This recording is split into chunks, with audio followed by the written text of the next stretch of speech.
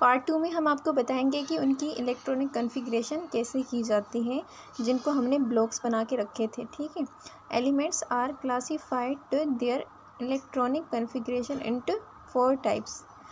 जो एलिमेंट्स होते हैं उनको क्लासीफाई किया गया उनकी इलेक्ट्रॉनिक कॉन्फ़िगरेशन के लिए कितने टाइप्स में, 4 टाइप्स में। ठीक है, जो फर्स्ट था उसमें उन्होंने क्या किया, जो नोबल गैसेस थे, ठीक है, नोबल गैसेस वाले एलिमेंट्स, वो मेटल नहीं होंगे, वो नोबल गैसेस वाले एलिमेंट्स होते हैं, उनको रखा था।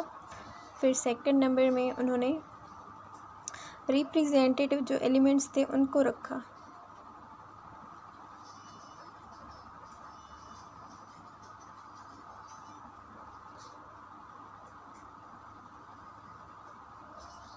और थर्ड में उन्होंने रखा जो डी ब्लॉक था, थर्ड का नाम उन्होंने डी ब्लॉक दिया,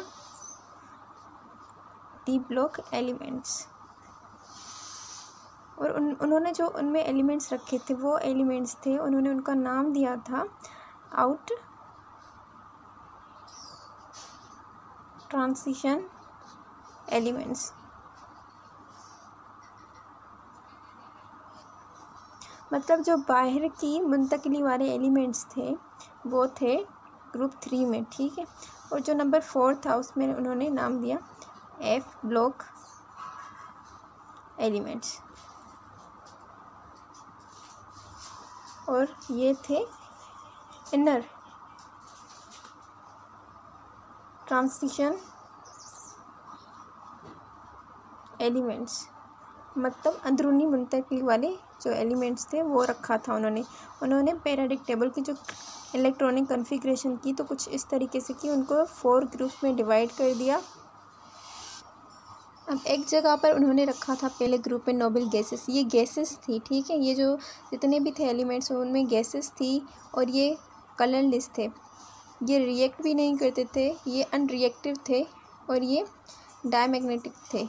ठीक है, ये सारे नॉन मेटल थे जो इन्होंने रखे थे, ये सारे नॉन मेटल थे, नॉन मेटल्स एलिमेंट्स थे जो अनरिएक्टिव होते हैं, क्योंकि जो उनका ऑक्टेट होता है वो कंप्लीट होता है, इसलिए वो रिएक्ट नहीं करते किसी और के साथ। और उनकी इलेक्ट्रॉनिक कॉन्फ़िगरेशन कुछ इस तरीके से की, जो हमारे पास ब्लॉक एस था उससे पहले उन्होंने क्या दी, एन दी। और एन का मतलब क्या होता है, ये बहुत इम्पोर्टेंट होता है। एन इम्पोर्टेंट इसलिए होती है क्योंकि एन का मतलब होता है पीरियड नंबर। ठीक है, पीरियड नंबर होता है एन का। तो इस तरीके से उन्होंने कुछ उनकी इलेक्ट्रॉनिक कॉन्फ़िगरेशन की, NS1 से लेके NS2, क्योंकि एस के पास कितना पावर होता है, 2 का पावर होता है, इसलिए जो हमारे पास जितने भी 2 वाले एलिमेंट्स होंगे, जिन एलिमेंट के पास 2 इलेक्ट्रॉन्स होते हैं उनकी जो ऑक्टेट होता है वो कंप्लीट होता है लास्ट शेल में। अगर फर्स्ट शेल जो होती है उनकी, जैसे कि हेलियम हो गया, क्योंकि उसका इलेक्ट्रॉनिक कॉन्फ़िगरेशन जो होता है वो कंप्लीट होता है, उसको वैलेंसी की ज़रूरत नहीं होती। उनकी जो लास्ट शेल होते हैं उसमें 2 इलेक्ट्रॉन्स होते हैं इस तरीके से। ठीक है, और जो सेकंड ग्रुप था वो था रिप्रेजेंटेटिव एलिमेंट्स। इनमें जो एलिमेंट्स थे वो कुछ मेटल्स वाले थे और कुछ एलिमेंट्स जो थे नॉन मेटल भी थे। ठीक है, नॉन मेटल्स एलिमेंट्स भी थे। इनके पास कलर्स भी थे, इन एलिमेंट्स के पास जो थे वो कलर्स भी थे, और ये जो थे ये डायमैग्नेटिक थे एलिमेंट्स, ये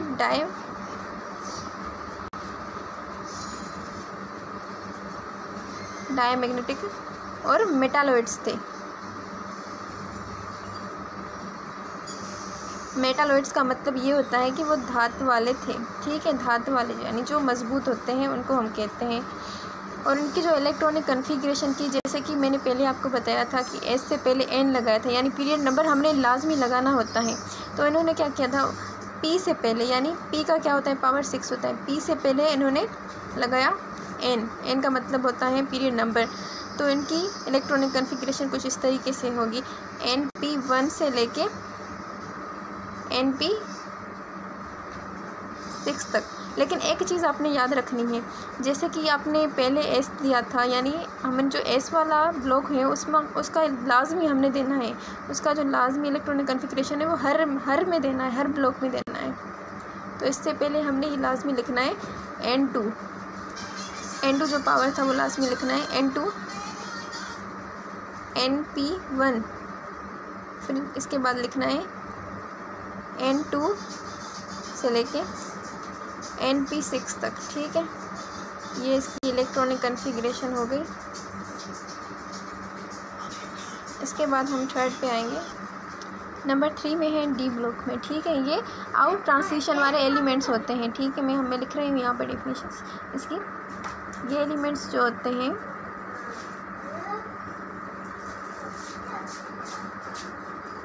इन विच लास्ट इलेक्ट्रॉन इंटर्स n-1। इससे पहले जो हमने लिखा था ऊपर वाले में वो लिखा था हमने n, सिर्फ n पीरियड नंबर, लेकिन उसके बाद जो है हमने थर्ड में क्या लिखना है n-1। ठीक है, n-1 लिखेंगे और उसके बाद लिखेंगे हम d। इसमें लाजमी n-1 लिखना है, n-1 d। तो इस तरीके से हम इसकी इलेक्ट्रॉनिक कॉन्फ़िगरेशन करेंगे कि NS2 हमने लाजमी देना है। ये बात ज़रूर याद रखना कि NS2 हमने लाजमी देना है। NS2 n-1 D1 NS2 n-1 D10 तक इसकी डी का जो पावर था वो टोटल मैक्सिमम जो उसका पावर था वो 10 था। ठीक है, डी ब्लॉक में जितने भी एलिमेंट्स होते हैं वो सारे के सारे मेटल्स होते हैं। उनका जो कंपाउंड होता है वो कलर फॉर्म करता है, और इसके अलावा जो इनका रेंजेस होते हैं इलेक्ट्रॉनिक कॉन्फ़िगरेशन की जो वैलेंसी में होती है वो n-1 ज़रूर होता है इसमें। ठीक है, एफ ब्लॉक की इलेक्ट्रॉनिक कॉन्फ़िगरेशन कुछ इस तरीके से हम करेंगे NS2 से लेके, और इसमें हम लिखेंगे n-2। ठीक है, n-2 D1 से लेके n-2 F1 से लेके 14 तक। ठीक है, ये इसकी इलेक्ट्रॉनिक कॉन्फ़िगरेशंस होती हैं। इसका की पॉइंट ज़रूर याद रखिएगा कि किसी भी जो ऑर्बिटल है उसकी जब कॉन्फ़िगरेशन मेंशन करें तो उस वक्त उसके साथ इसकी भी कॉन्फ़िगरेशन लिखना बेहद ज़रूरी होता है। ठीक, थैंक यू फॉर वाचिंग।